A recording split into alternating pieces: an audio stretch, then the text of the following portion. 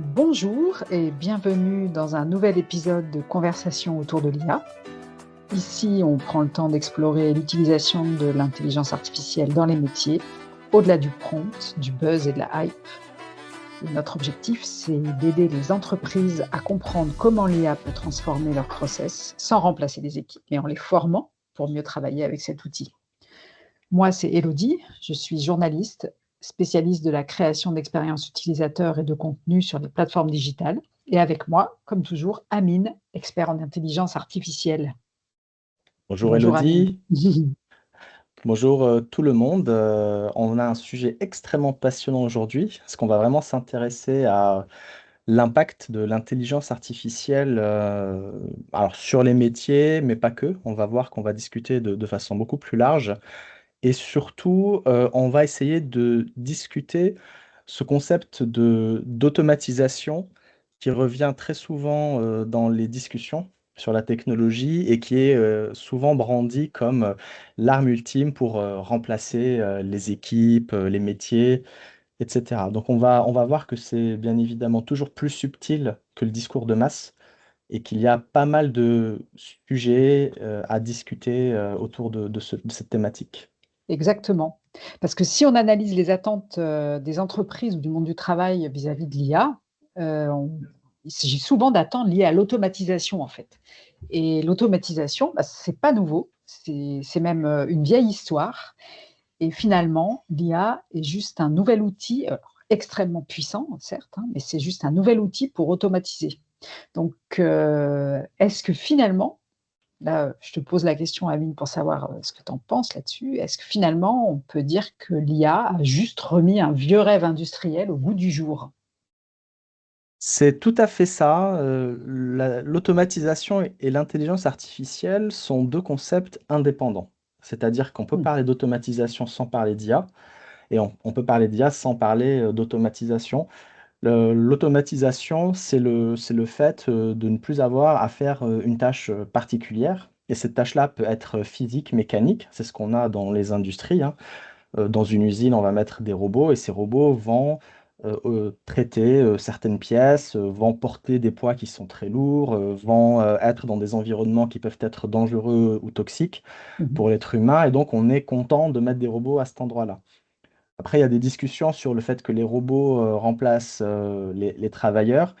On pourrait avoir une longue discussion là-dessus, mais moi, mon avis personnel, c'est que c'est pas tant la robotisation qui remplace les métiers dans les usines que la délocalisation, mais qui est un autre sujet. Et ce qu'on a au-delà donc de cette mécanisation, quand on va parler d'intelligence artificielle, c'est surtout tout ce qui est travail de bureau.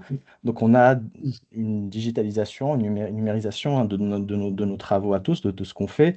On est passé du courrier aux emails et tout ça se fait sur des ordinateurs. Et en fait, on veut aussi automatiser ces tâches qui manipulent donc des données, des fichiers numériques. C'est un peu le sujet de la discussion. C'est Mais ça, c'est automatiser, l'avancée. ouais, c'est ça. Mais il y a une différence conceptuelle entre automatiser des tâches de traitement. Par exemple, je trie mes emails tous les matins et je mets une IA qui trie mes emails à ma place.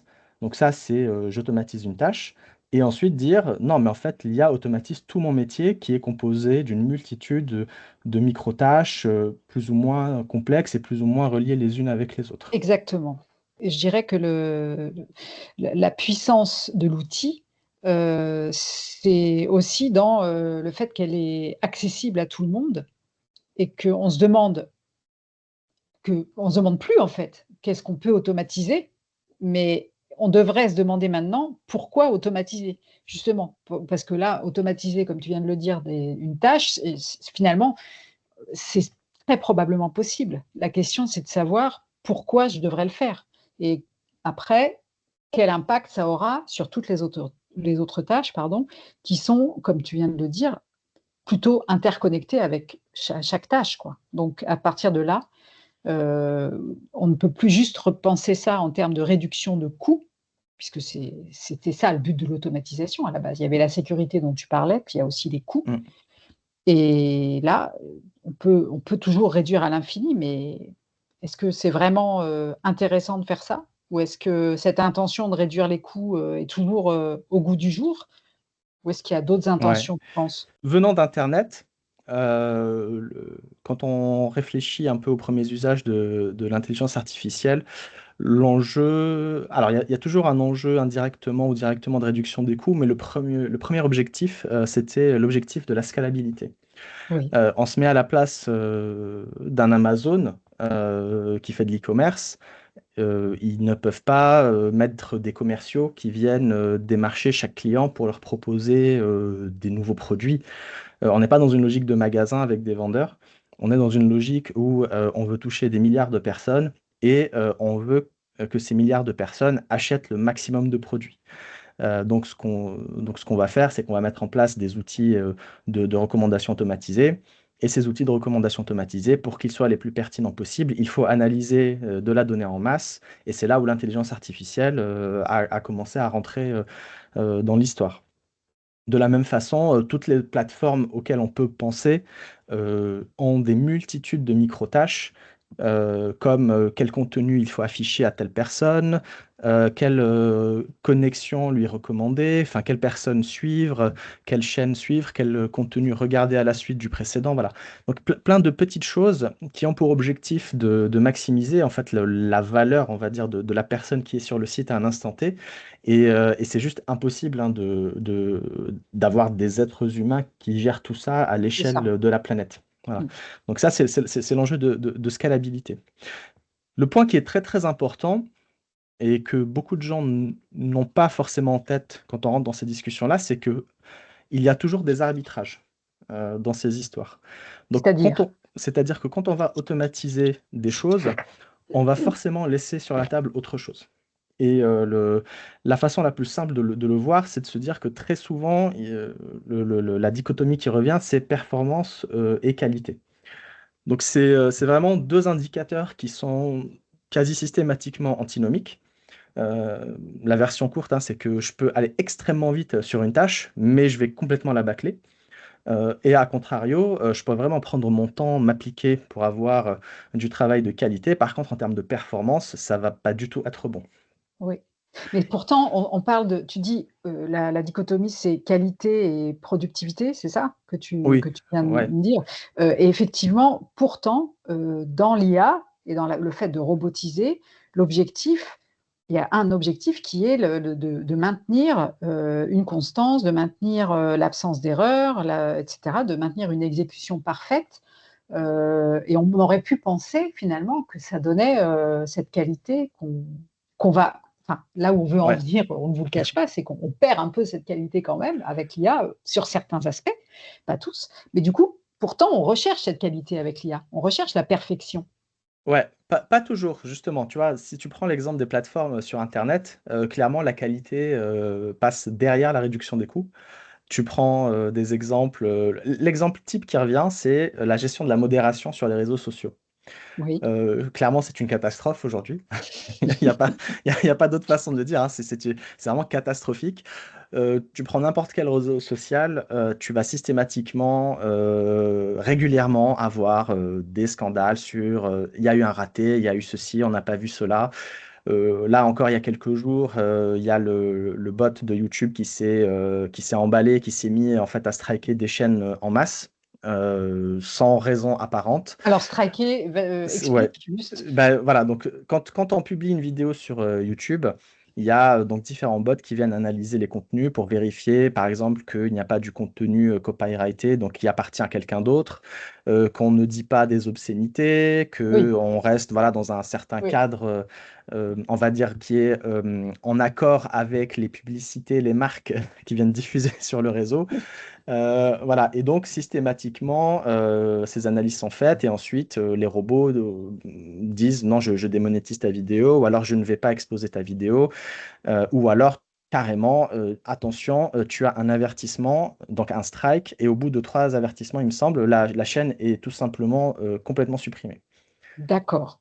Ah, donc la sanction tombe, et elle n'est plus discutable à ce moment-là et c'est Et un ça, c'est vrai ce qui s'est sujet. passé là? C'est Oui, du oui, mais coup ça arrive très régulièrement, hein. On peut s'amuser à chercher, dans les tendances, Google, par exemple, à chaque fois que quelqu'un a dit, «Je veux parler à un être humain», Je m'étais amusé à faire l'exercice à un moment et ce serait intéressant de le refaire. Mais on voit que il y a des vagues de je veux parler à un être humain, je veux parler à un modérateur humain, et c'est très difficile quand on automatise et quand on met en place des workflows qui sont très très fortement automatisés, on se rend compte que tant que ça passe, ça passe. Par Oui, contre, dès qu'il y a un souci, ça devient très compliqué.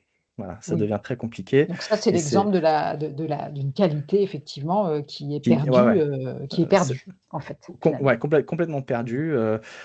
Et donc, ça fait une expérience très négative.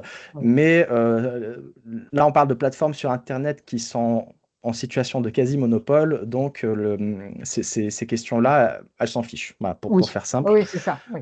Donc YouTube, là, dans ce cas précis, a accepté de faire cet arbitrage et a laissé de côté, quelque part la qualité de la relation client face à sa volonté, de scaler, de manière, intense quoi, vraiment Mm. énorme. Mais ça, c'est quelque chose que tout le monde, ne devrait pas se permettre. D'ailleurs, YouTube non plus, entre parenthèses, hein, c'est quand même pas très éthique tout ça. Mais de toute manière, parmi les clients que nous, on accompagne, les entreprises qu'on accompagne, ceux qui réfléchissent, il y en a à automatiser leur service client, leur service de relation client et cetera, doivent se poser la question de le faire correctement parce que la qualité, va en pâtir. Ça, c'est quelque chose qu'on a observé. C'est-à-dire si on automatise trop les systèmes de relations clients et de gestion de relations clients, on aboutit à une perte de qualité, précisément parce que le client ne peut pas être entendu, comme il doit l'être. Ça, c'est un constat qu'on fait. Tout le monde ne peut pas se permettre de faire cet arbitrage. Je dirais Qu'est-ce même, qu'on tout le monde n'a pas conscience qu'il doit faire cet arbitrage. C'est-à-dire qu'il y en a un certain nombre qui sont dans une vision très naïve de la technologie qui est parfaite. Ils vont se dire, j'automatise, et en fait, l'automatisation va remplacer, voire améliorer absolument toutes les fonctions qui sont déjà existantes, ce qui n'est clairement pas le cas, en fait. Mmh. L'idée derrière la volonté, d'automatiser, à l'extrême, je dirais, c'est toujours de faire aussi bien, voire mieux, mais toujours moins cher et ça pose un problème. Ça risque toujours de rogner sur la qualité et aussi sur le sens et sur la créativité, en fait. Mais ça ramène à 2 fameuses visions du monde, logique de masse et logique de qualité. L'IA, donc, en tant qu'outil, va accélérer ce processus. Mais voilà, encore une fois, hein, c'est ce que je disais tout à l'heure, c'est que c'est bien deux concepts indépendants. Parce qu'on peut très bien faire de l'automatisation sans IA.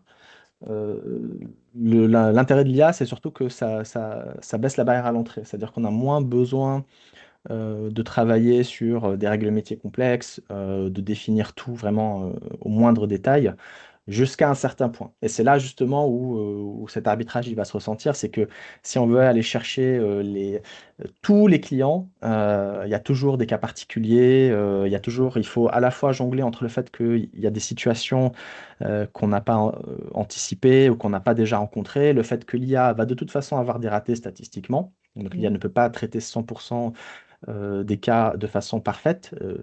Déjà pour ses limitations intrinsèques, hein, comme on discutait donc lors du précédent podcast, mais aussi parce que tout simplement l'IA n'a peut-être pas aussi les bonnes informations pour tout traiter. Donc il faut toujours avoir une supervision dans l'idéal derrière qui est capable de remonter, d'escalader ces sujets. La bonne façon pour nous hein, de le faire, c'est justement de dire bah, il faut faire un tri automatique sur les cas simples, les cas complexes, et justement l'IA peut débarrasser la masse des sujets, des dossiers. Et donc là, on parlait de relations clients, mais c'est vrai hein, aussi pour tout ce qui est traitement de dossiers. On n'est pas que sur de la relation client, c'est une logique générale. Mais voilà, l'IA peut prendre et traiter en masse des choses simples et ensuite sur les choses complexes, on garde un humain sous le coude, on va dire, voire on fait automatiquement l'escalade. Et ce qu'il faut bien comprendre, c'est qu'il y a toujours une zone qui est ambiguë au milieu, qui est très difficile à définir, y compris en milieu industriel, hein. J'ai eu le cas, par exemple, sur du contrôle qualité en environnement industriel où on avait mis de l'IA. Et on pourrait se dire, hein, bon produit, mauvais produit, c'est très clair. Et en fait, il y a des produits où même les experts eux-mêmes ne sont pas toujours d'accord. C'est-à-dire qu'il y a cette espèce de limite floue entre, en fonction de l'humeur et des objectifs de l'usine, du contexte, un même expert peut dire c'est bon, c'est pas bon, ou deux experts ne vont pas classifier exactement de la même façon. Donc il y a ces zones d'ambiguïté, voilà, Oui, qu'il qui sont faut, liées à la subjectivité, voilà, finalement. c'est C'est-à-dire ça. et qui est Et- effectivement quelque chose que l'IA n'est pas censée avoir. ouais, Elle ne devrait pas être subjective. Bon, en fait, d'ailleurs, ça sera un autre sujet. Elle l'est ouais, peut-être quand même parce qu'elle a été programmée par des gens. Donc, voilà. Et je pense qu'un point important maintenant qu'on discute de tout ça, et on va insister encore dessus, c'est donc ce mot arbitrage, hein, il est très important. Et parce que souvent, quand on discute de l'IA, de l'humain, l'automatisation, on parle de l'intelligence, qui est déjà un concept qui est très mal défini, hein. On va dire l'IA est intelligente, elle sait faire des choses complexes. Mais en fait, pour moi, le vrai enjeu, c'est ça. Il y a des arbitrages, il y a des décisions à prendre pour différentes raisons. Et la question, c'est est-ce qu'on veut systématiquement l'IA laisser prendre ses décisions, sachant que l'IA va toujours être biaisée, enfin, va avoir tendance à, voilà, à prendre des décisions toujours d'un même côté, elle a moins d'agentivité, c'est-à-dire moins de capacité à avoir du recul et à analyser la situation, plus le fait qu'il peut manquer des informations de contexte, etc. Il y a toujours ces zones-là où on a besoin, en tout cas aujourd'hui, d'êtres humains qui repassent derrière. exactement. Parce qu'effectivement, l'IA ne s'arrêtera pas pour remettre en question sa propre décision, finalement. Ce qui est Ouais. peut-être ça encore le propre de l'humain. Pour conclure cette première étape de la discussion, finalement, on arrive aujourd'hui à un moment où ce fantasme de produire en masse pas cher s'est poussé effectivement à l'extrême avec une quantité qui va devenir presque gratuite grâce à cet outil ou à cause de cet outil, peu importe le point de vue qu'on prend, qui est l'IA. Mais Ouais, il ne réinvente pas cette problématique qui a toujours existé, qui a toujours existé, pardon, comme on disait au ouais. début, c'est un vieux rêve industriel. C'est ça, ouais. Voilà.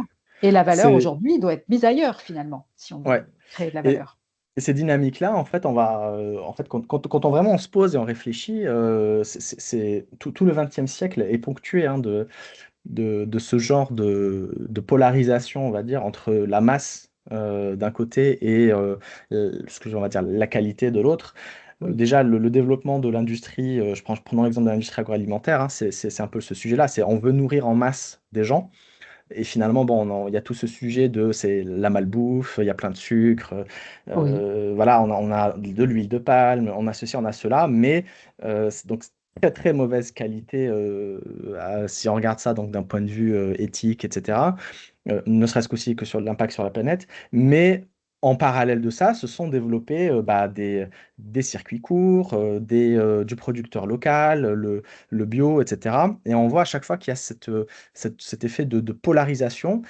Moi, un exemple aussi qui me parle beaucoup et dont on va certainement rediscuter parce qu'on est en oui, plein sur l'analyse du sujet de l'économie culturelle et artistique. oui, Voilà, on est en train de préparer un gros dossier là-dessus, mais c'est la même chose, hein. On a le cinéma de masse, les grands blockbusters hollywoodiens d'un côté, et à côté de ça, on a des films de genre, on a des films d'auteur, et on a aussi de plus en plus de créations de niches sur Internet. Donc, voilà. on voit que la technologie à la fois permet cette massification, cette capacité à vraiment faire du volume en masse, et à la fois elle fait baisser la barrière à l'entrée pour permettre à des gens qui n'auraient pas pu se permettre des choses il y a quelques années ou quelques décennies de mener des projets. L'idée n'est pas vraiment de se focaliser sur l'IA qui serait responsable de tout ça, car ce n'est pas le cas. Les choix de savoir si on veut produire en masse ou si on peut produire moins et mieux pour privilégier une qualité. En réalité, l'IA ou la technologie en général peut parfaitement être utilisée aussi pour produire moins mais mieux. Je veux dire, on peut aussi faire du cinéma indépendant en s'appuyant sur la technologie. Ce n'est pas contradictoire. C'est-à-dire, l'idée, c'est réellement l'arbitrage dont tu parlais tout à l'heure. C'est-à-dire, qu'est-ce qu'on veut faire avec ces outils? On n'est pas en train de dire que l'IA détruit la créativité, parce que même si c'est quelque part, oui, on peut dire qu'elle détruit la créativité, parce que ce côté utilisation de masse fait que la barrière à l'entrée, comme tu viens de le dire, tombe, que tout le monde s'engouffre sur ce secteur et tout le monde se met à créer ou en tout cas produire des choses qui n'ont pas beaucoup de qualité. Mais ce n'est pas la faute de l'IA, finalement. C'est la faute, enfin, Non, c'est le système c'est de économique l'usage qu'on en dans fait. lequel on vit. Voilà, c'est ça. Exactement. Et je pense que donc, toutes les questions d'impact de l'IA sur les différents métiers qu'on va avoir, elles vont aussi aboutir à cette même polarisation entre d'un côté des gens qui peuvent et donc qui vont aller se positionner sur des marchés de masse à moindre Mmh. coût et donc à faible qualité. Et en face, en réaction, il va y avoir des communautés plus ciblées, mieux identifiées, avec une vraie recherche de qualité qui vont émerger. Et c'est comme ça aussi que les entreprises vont pouvoir se différencier. Et donc c'est là où on revient à la question initiale de devoir arbitrer, mais il faut déjà avoir conscience qu'il y a cet arbitrage à faire. Il faut aussi se poser des questions en tant qu'expert, en tant que chef d'entreprise, en tant que décideur, c'est de se dire sur quoi je veux aller. Il va y avoir des gens qui vont Exactement. aller sur la masse, c'est comme Oui. ça. Et parfois, la masse, ça peut être, c'est pas forcément mauvais.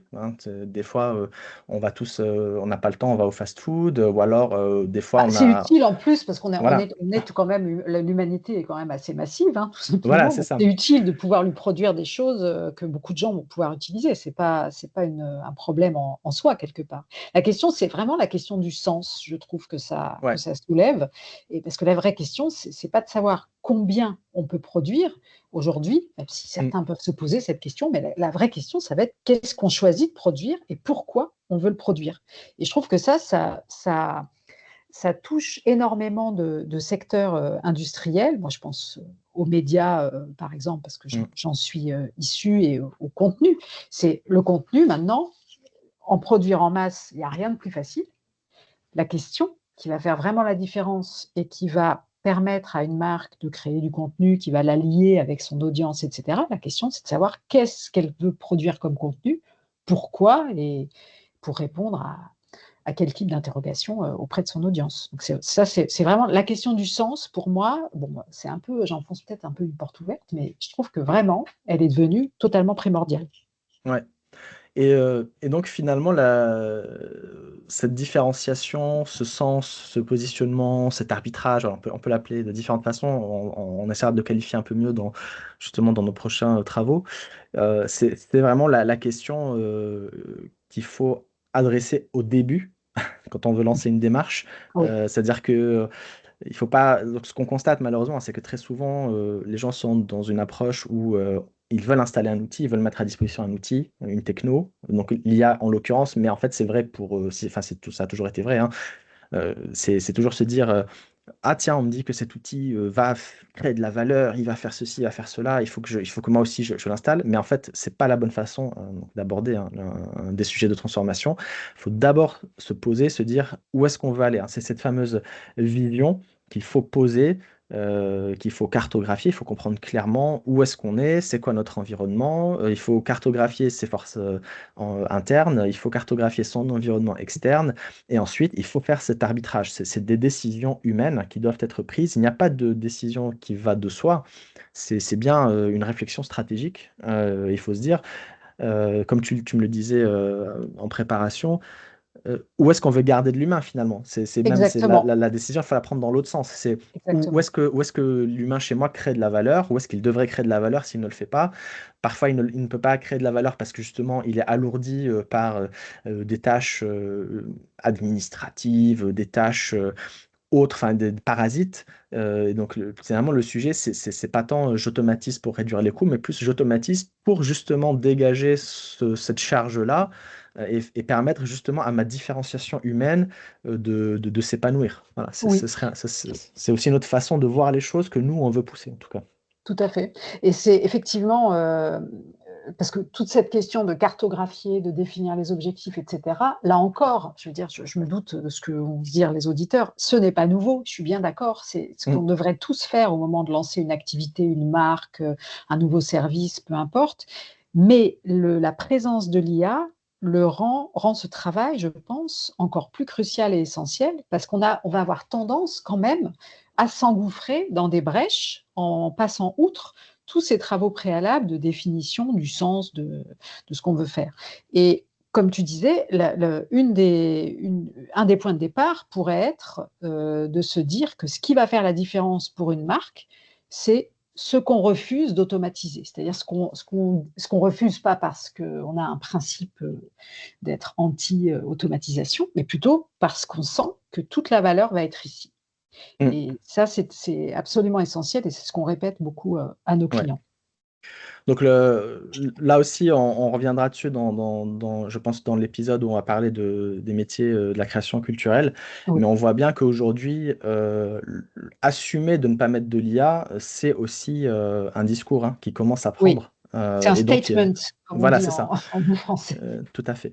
Donc on en reparlera, Je pense que là, on peut conclure ici. En somme, l'IA ne tue pas l'humain, mais elle redéfinit sa valeur dans l'entreprise. Et ça, c'est la vraie question. La vraie question à se poser, c'est où veut-on garder cette présence humaine, ce rôle humain, et surtout, comment la former à collaborer avec l'IA? Parce qu'en fait, toute cette supervision dont tu parlais, Amine, tout à l'heure, c'est-à-dire que l'IA fait des tris, elle va automatiser des tâches, etc. Mais il va falloir une supervision à certains niveaux pour conserver la qualité. Et cette supervision, ça s'apprend aussi. C'est-à-dire que c'est une façon de travailler, une nouvelle façon de travailler. Et ça demande de la formation et de l'accompagnement. Donc c'est encore une fois un cas où l'IA ne supprime pas spécialement de postes, comme c'est un fantasme un peu qui anime beaucoup le monde du travail actuellement et qui s'autoréalise parfois. On est parfois dans des prophéties C'est autoréalisatrices où ça, ouais. effectivement des gens, Malheureusement, ouais. voilà, ils suppriment des postes en pensant que ça va marcher. Bon, en réalité, ça ne marche pas très bien. L'idée avec l'IA, c'est vraiment de travailler de différentes manières avec de nouveaux process, tout simplement.